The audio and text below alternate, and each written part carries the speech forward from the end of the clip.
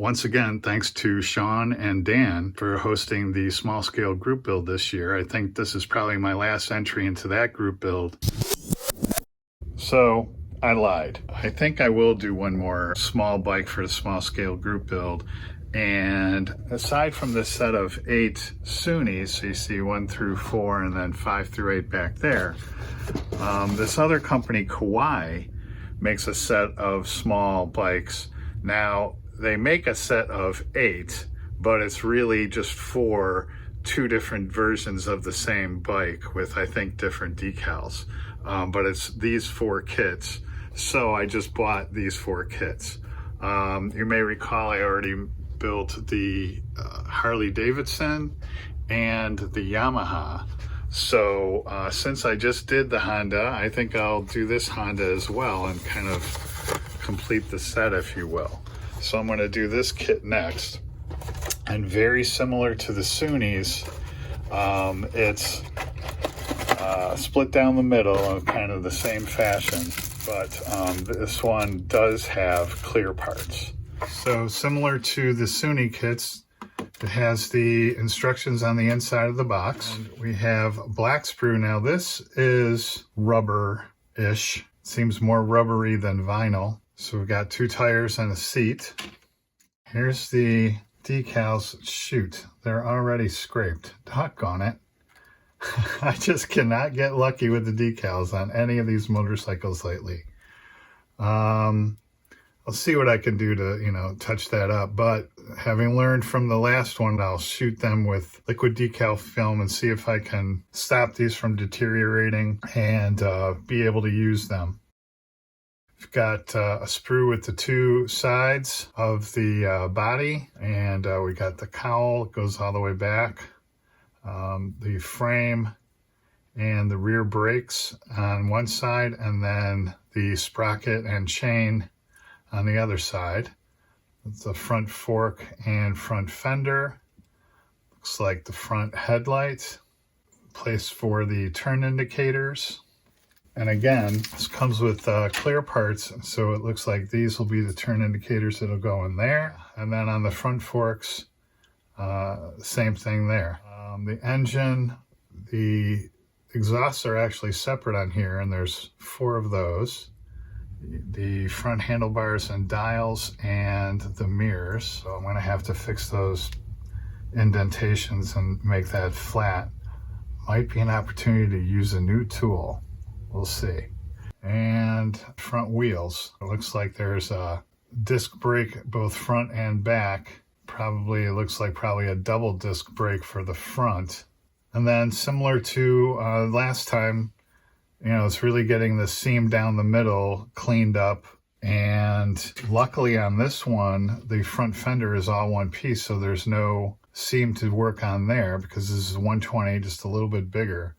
So it's really the seam on the gas tank here and then on the rear part of the cowl and down the bottom. That's going to require the work. So I'll probably take a very similar approach to the approach I just took on the last one. And now this, CB750F, if you'll remember, I actually already built this particular bike in 1:12. I have that to go from as a reference, as well as then a bunch of references from walk around videos out on YouTube. So now I'll dig into this and start cutting pieces out and get everything cleaned up. Working my way through cleaning all these parts up, and yeah, everything you see there is just dry fit, which tells you the fit is pretty good. I had to clean up here and there, get some of the pins and the holes to meet up properly. But once I did, everything fits together and lines up pretty good. So now I just have these exhausts to clean up. All right, that's pretty much everything dry fit. I actually built the engine, just the block. The exhausts are still, just dry fit on there, and then the engine is dry fit into the frame. But everything fits really well. I had to do, quite a bit of cleanup on those exhaust pipes, but once I got them clean, they work well. Now I still have to drill out the back. And then this is the license plate holder. It goes up there. And then, of course, the clear parts would still have to go on. But for the most part, everything's looking really good. Now I think what I will do is, this seems very plain to me up in here. There's more detail per my references that I think I can make like a trapezoid and a couple of rectangles and then flattening out the space between the dials. Next I'm going to pull out a new tool and show you that, and hopefully it'll work in making mirrors for these side view mirrors. I actually want them to be mirrors. Ideally like to use this sticky on one side and mirror on the other. And in order to do that in the past, this is a tool I've been using to cut out like circular masks and things of that nature. But on YouTube, again, came across this set of tools, and it's pretty amazing. It's called Dispae, D-S-P-I-A-E. But basically, it's a circle cutter, and it's a pretty nice piece of equipment. You know, it's steel, has this rubber base that you put on there, and then it comes with these blades. So you load the blade in there, and then you use this tool, which is the locator. Then you put this on your piece that you need it cut out from, and you get it exactly where you want it.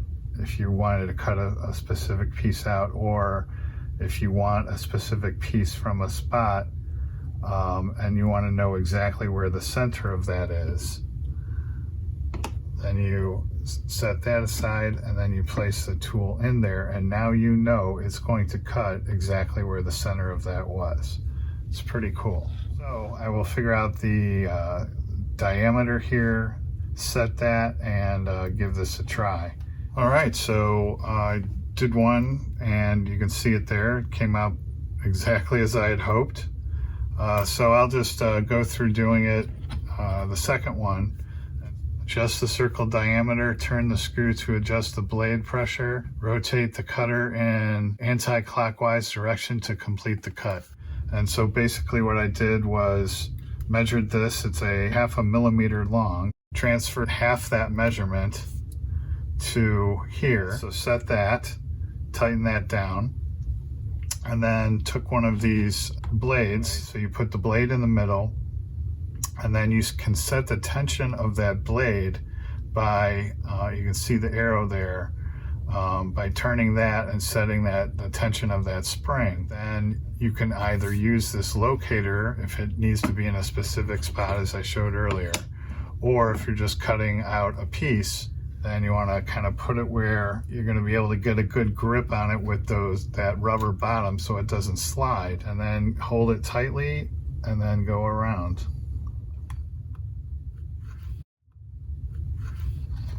So if you set it in there, that fits perfectly. Yeah, I mean, exactly. So that's pretty nice, which is the whole reason I bought this. With something like this, A, you can never get that small, and B, you cannot be that precise because it's all dependent on how you're holding the angle of your hand. This eliminates all that by making sure you're on a very flat, rubberized surface so it doesn't slide, and then holding it down and holding it in place to get a very precise cut. So I just need to work on the tension here, making sure I have the right tension for whatever material. But, you know, again, you can see the thickness of that. Yeah, pretty cool tool. I like it. Nice addition to the workbench, I have to say.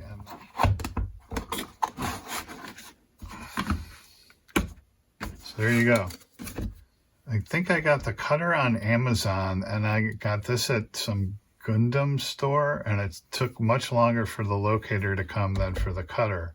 Again, I got that from Amazon, but they don't have this locator piece. So I'll attach the pertinent information in the description below.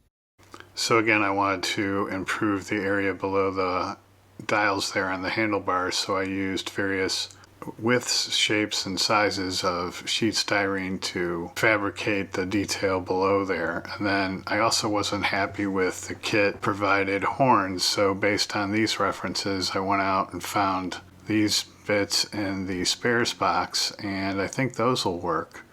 So bringing that all together, I think I'm coming close to simulating what we see in the references there. So here's kind of a comparison with where I'm at to what the actual references are, and I'm pretty close. And maybe just make some reflectors for the side of the headlight there.